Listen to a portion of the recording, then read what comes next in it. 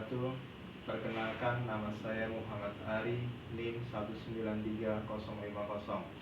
Dalam kesempatan ini saya akan menjelaskan dan mempraktekkan 4 cara pemeriksaan akupunktur untuk pasien-pasien yang datang ke klinik akupunktur, khususnya rumah sakit Berasa Hati, dengan metode terapi akupunktur. Yang pertama adalah pemeriksaan pengamatan atau Wang.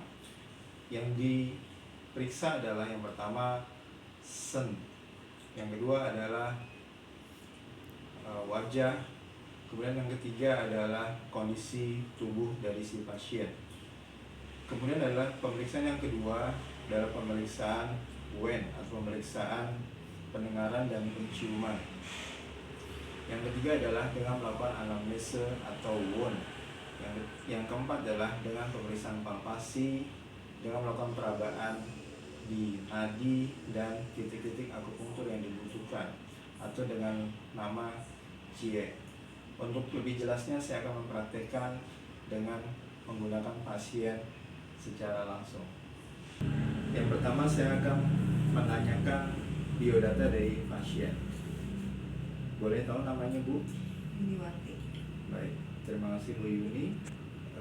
Tanggal lahirnya berapa? Jakarta 26 Juni 1978. Baik. Tinggalnya di daerah mana Bu Yuni? Daerah Bojong Buyung. Baik, terima kasih Bu Yuni. Nomor teleponnya berapa?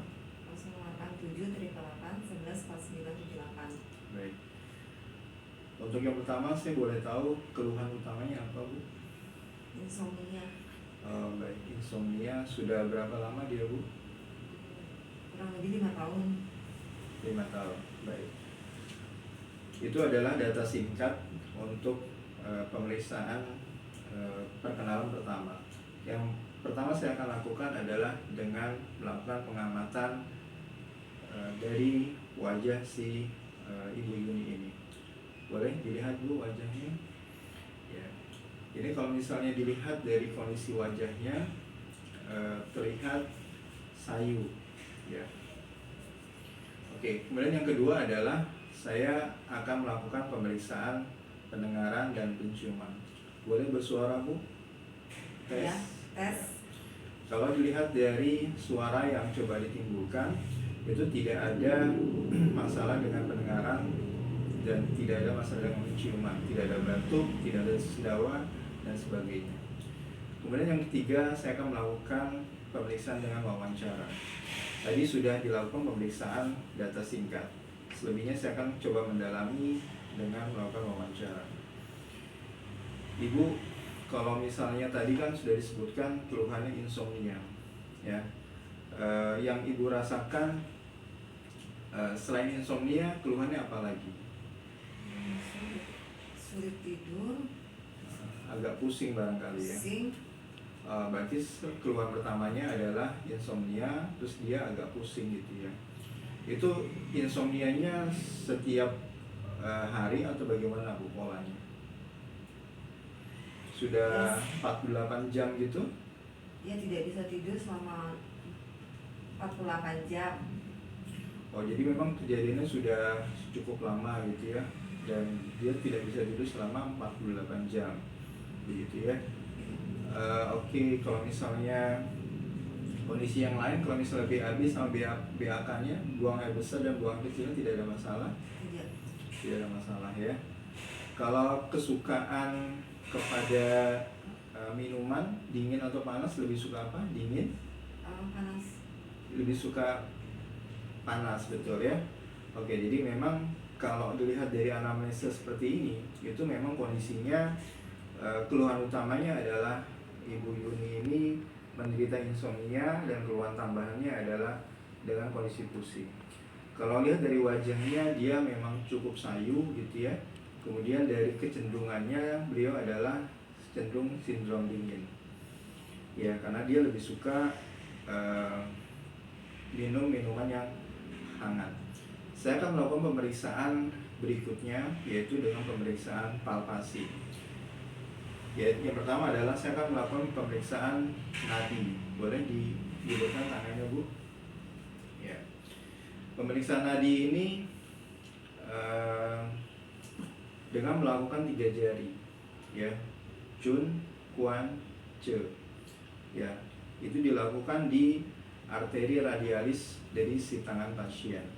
Kemudian untuk meletakkannya itu cari bagian yang menonjol di sisi arteri radialis dari si pasien atau di processus stylodius dari si pasien.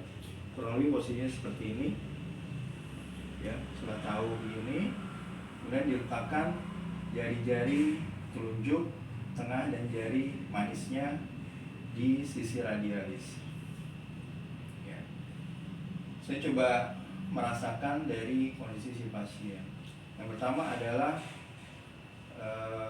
tenggelam. Kalau diraba seperti ini, yang saya rasakan adalah kondisinya nadinya adalah tenggelam.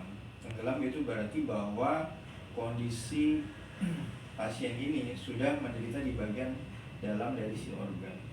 Kemudian yang perlu dilihat lagi adalah yang kedua itu masalah kuat dan lemah. Kalau dilihat dari sini adalah kondisi lemah, berarti dia memang dalam kondisi defisien. Yang ketiga adalah cepat atau lambat.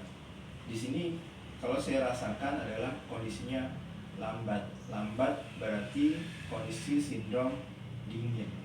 Ya. Jadi kalau dilihat dari kondisi nadinya, itu menunjukkan bahwa nadinya adalah tenggelam, lambat, lemah, dan kecil. Jadi memang organnya sudah ada di dalam, kemudian kondisinya dia defisien dan cenderung sindrom dingin. Yang berikutnya adalah saya akan coba minta kepada Ibu Yuni untuk menjulurkan lidahnya untuk melakukan pemeriksaan lidah. Boleh dibantu, Bu? Ya, baik. Kalau dilihat dari lidahnya, itu si lidah dari Ibu Yuni itu memang ada lapisan putih di bagian lidahnya.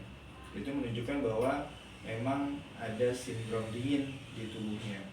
Kemudian di ujung lidahnya itu ada bagian merah di topografi daerah jantung. Itu menunjukkan memang ada energi yang tidak stabil atau energi cenderung naik di jantung. Kalau dilihat dari kondisi seperti ini, mulai dari pemeriksaan pengamatan, pendengaran dan penciuman, anamnese, kemudian dengan perabaan, kecenderungan dari kondisi yang Ibu Yuni rasakan ini dengan dia tidak bisa tidur atau insomnia itu disebabkan karena ada defisiensi di organ limpa dan defisiensi di organ jantung, dan kecenderungannya adalah sindrom dingin. Untuk selanjutnya saya akan melakukan palpasi di titik su belakang, ya, sesuai dengan dari diagnosa tadi, itu di titik su belakang jantung, kemudian su belakang dan daerah limpa. Cuma dalam kesempatan ini saya akan mempraktekkan untuk hanya di su belakang dari jantung, yaitu ada di BL15. Saya akan coba praktekkan. Saya akan melakukan palpasi untuk su belakang titik jantung, yaitu di BL15. Dia berada di tonakel 5, 1,5 Jun dari tulang vertebra. Saya coba lakukan. Gimana, Bu, rasanya? Enak ya. Berarti memang kondisinya dia defisien. Demikian penjelasan dan praktek untuk 4 cara pemeriksaan akupunktur.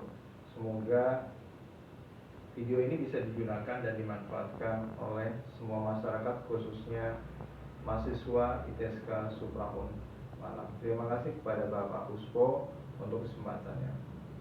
Akhirul kalam, wassalamualaikum warahmatullahi wabarakatuh. Terima kasih.